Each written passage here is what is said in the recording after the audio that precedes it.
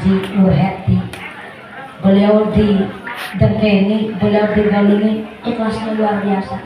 Sehingga ternyata ini sesuai dengan yang sedang saya sampaikan. Jadi sapinya itu pas lagi hamil digebukin nama Mus'ab, bapaknya Fir'aun, sapinya ngucap, Mus'ab, iya saya memang hanya sekedar hewan, iya saya memang sapi, tapi hari ini saya hamil, digebukin nama sampean, ikhlas saya atas kedoliman sampean.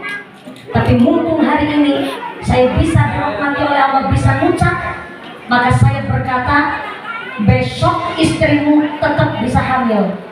Sapinya ngucap begitu. Mumpung saya diberikan rahmat bisa ngomong, saya mengucap bahwa besok istrimu bisa hamil, tapi anakmu terbuat dari sudut pojokannya neraka. Begitu kata sapi yang disampaikan oleh Mumpuni. Ya, biar jangan nggak salah paham, biar bisa membedakan mana sapi mana Mumpuni. Kita dikira saya sapinya kan repot. Ternyata sapinya itu mengucap, iya saya sapi memang, tapi saya pun punya perasaan karena saya sapi tiap hari bisa ngomong kayak sampai manusia. Hari ini atas ikhlasnya saya dizalimi, saya mengucap doa besok istrimu hamil, tapi anakmu terbuat dari sudut pojoknya neraka. Apa jawabnya Mus'ab? Ya ora apa-apa, anakku saat di neraka. Yang penting bojoku bisa makan, dasar memang mau ngeyel. Orang kalau hatinya udah mati Pak, boro-boro nerima kritik saran, sampai hidayah pun susah masuk kepada hati orang yang memang hatinya mati. Dan ternyata si Mus'ab sampai rumah setelah gebukin sapi, maaf punten, punya sahabat kepingin anak istrinya.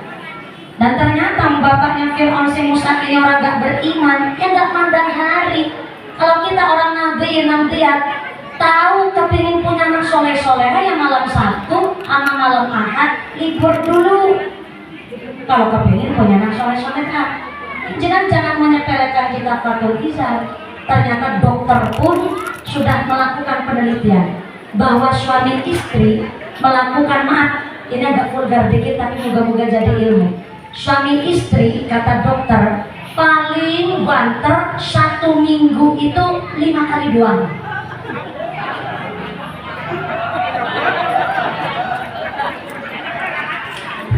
Kita bicara dulu, tenang, silahkan Anda. Gak percaya, tanya sama dokter. Mau saya ini udah dikasih tahu sama dokter. Saya ulang. Menurut penelitian riset dari para dokter secara ilmiah, suami istri melakukan hubungan intim paling banter dalam seminggu 5 hari doang.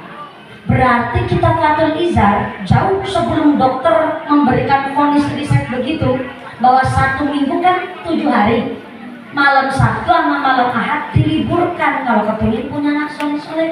Berarti kan dokter itu secara ilmiah sudah terbukti, dan Fatul Izar jauh sebelum dokter melakukan riset sudah ada kesepakatan bahwa malam Sabtu, malam Ahad suami istri libur terlebih dahulu kalau kepingin punya anak soleh-soleha. Bagi yang pengantin lawas, pengantin butut, pengantin bodolan pengantin, hari apa wae selain tasbih silakan. Tapi kalau yang khusus kepingin punya anak soleh-soleha, malam Sabtu, malam Ahad jangan melakukan anu. Tapi kan bapaknya Fir'aun ini orang gak beriman, gak pandang harum lagi kepingin. Walaupun siang hari panas, mataharinya panon penang hentak, lagi kepingin langsung celingkrik wae. Bahasa apa kok celingkrik wae? Saya setelah nikah ya Allah udah tambah cerdas saya. Bahasa celingkrik nemu di mana? Setelah Mus'ab melakukan anu bersama istrinya, betulan sesuai dengan sumpahnya si sapi, Allah meridhoi memang istrinya Mus'ab hamil. Tapi ternyata hamilnya istrinya Mus'ab baru kandungan usia 8 bulan, alah Mus'ab terlanjur mati alias modar. Nah kalau bapaknya Fir'aun disebut modar mah gak apa-apa, orang gak beriman. Ternyata Mus'ab terlanjur mati duluan. istrinya melahirkan tanpa didampingi suami, lahirlah bayi berjenis kelamin laki-laki, dan ibunya ngasih nama kepada anaknya bukan Fir'aun. Jadi nama aslinya Fir'aun bukan Fir'aun, tapi nama dari ibunya adalah Walid. Siapa Bu? Walid. Walid itu nama aslinya Fir'aun. Dan ternyata Walid ini ya Allah, nakalnya luar biasa, aku juga ngalik. Masa pertumbuhannya itu ternyata memang lain daripada bayi seumurannya.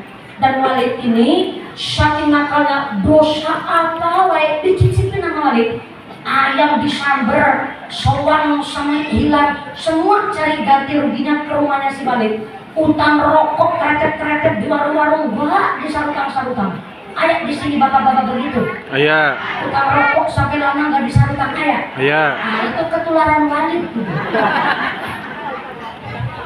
Ibunya Walid sampai ngucap, walah anak lanangku. Anak lanang di Sunda disebutnya nama laki. Pamegat. Kalau Cilacap nyebutnya lek. Kalau anak perempuan duk. Sini neng nama Ujang otong. Ujang. Bujang. Ujang. Iya. Ujang. Jadi kalau ada ustadz namanya Ustadz Ujang, walaupun udah nikah tetap Ujang.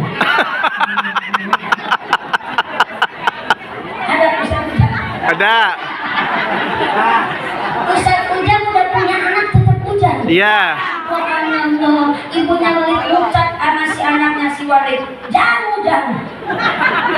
Bukan Ujang kiai, Ujang orang tua ngucap ke anak, Ujang, kamu tak kasih nama bagus namanya Walid, tapi kelakuan nggak sebagus nama Walid. Ibu malu. Tiap hari ayah soal hilang pada nyarinya ke sini. Ibu malu, utang rokok tretet di warung itu di sarutan minta ganti ruginya ke sini. Bok ya, jadi bocah mau kelakuan musaili Walid. Akhirnya Walid jawab, "Mak, mau saya ikut campur sama urusan saya? Ana aunul syahwati. Saya bisa ngatur nafsu saya sorangan." Begitu kata si Walid. Apa jawabnya ibu? Oh, dia mau hilang besok tuh mangkari sekarang ya sampai. Dia mau ngilangnya luar biasa ya. Gak saya panggil Walid lagi kamu. Saya panggil Aun sekalian. Udah kena sumpahnya sapi, sumpahnya ibunya nurutin. Akhirnya mama nih, ini satu pelajaran bagi kita Bu. Doa ibu untuk anaknya langsung tembus langit 7. Jadi kalau jenengan Bu, oh ya ada mesin rontok di waktu. Cilacap nyebutnya mesin rontok. Sama. Kongben. Kongben.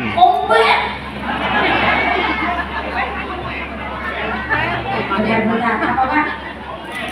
Mesin kombreng. Kongben.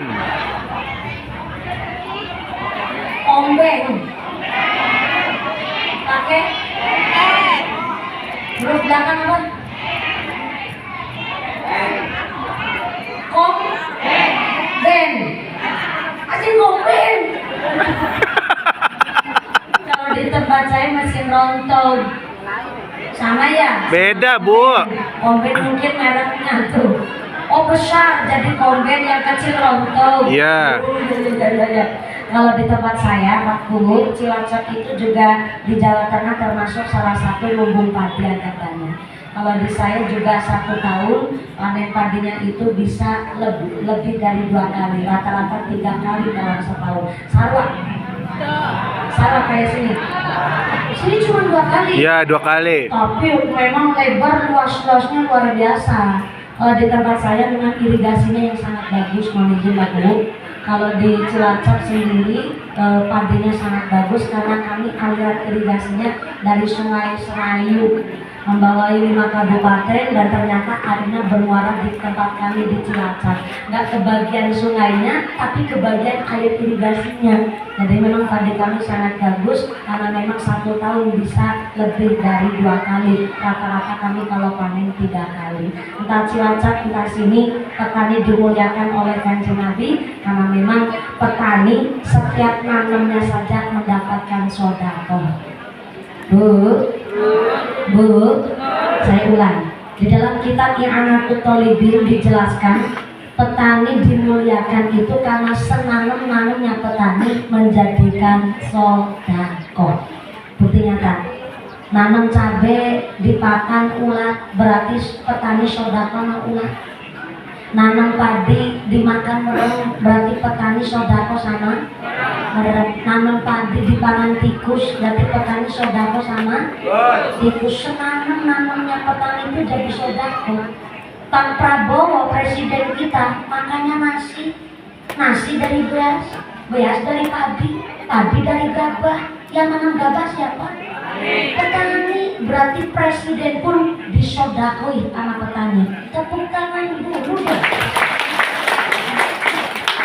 Ini yang menjadikan petani adalah pekerjaan yang paling utama. Walaupun memang anak-anak kita hari ini sedang digiatkan untuk menjadi petani milenial.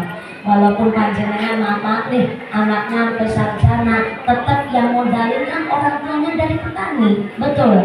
Betul. Dan petani Indonesia tambah makmur, Amin. Indonesia tambah maju. Amin.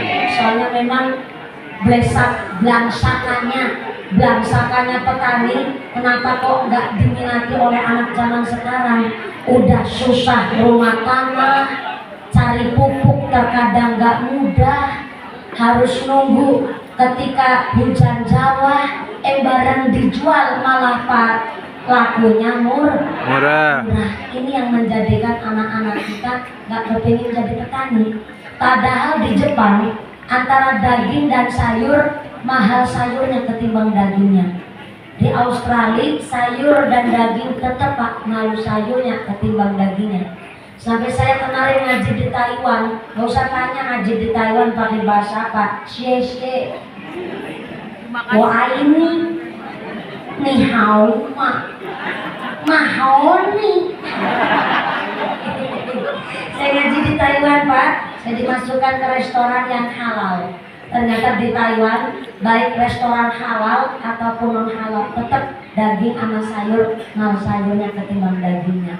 Di luar negeri ternyata udah pakai konsepnya Kanjeng Nabi Pak, malah justru mengutamakan petani sebagai salah satu pahlawan pangan. Tapi di Indonesia masih belum bisa, walaupun berkembang Pak. Ya sabar dulu, mungkin dengan pergantian presiden, mudah-mudahan petani di Indonesia tambah sukses, petaninya tambah makmur, Allahumma Amin. Lanjut. Terus seorang ibu kalau ngucap apapun anak-anaknya disuruh dijaga baik-baik lisannya. Soalnya apa? Khawatirnya pas lagi ngucap barang yang blesak sama anak, ada wali liwat, ada malaikat liwat, dan malaikat walinya ikut mengaminkan, kasihan si anak. Maka di dalam kitab Adhkarun Nawawi dijelaskan kalau kita disebut kufur itu melalaikan nikmat.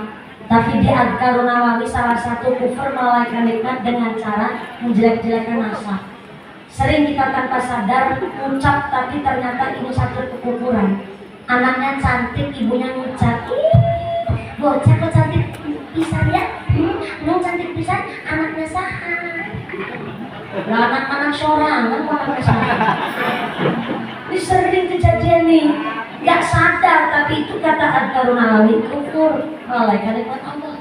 Ada lagi nih orang tua kebablasan ngucap anaknya nakal loh, bocah merege hesek, bocah pelit persis kayak bangku. Ini menjelek-jelekan nasab, baik dari atas ataupun turunan sampai ke bawah. Kalau dijelek-jelekan, menjelekan nasab ini satu kekufuran. Maka walaupun jengkel kayak apapun seorang ibu kepada anaknya, walaupun sambil giginya gatik, yang penting diucapnya doa yang baik. Walaupun giginya menggatik pun, bukan soleh, bukan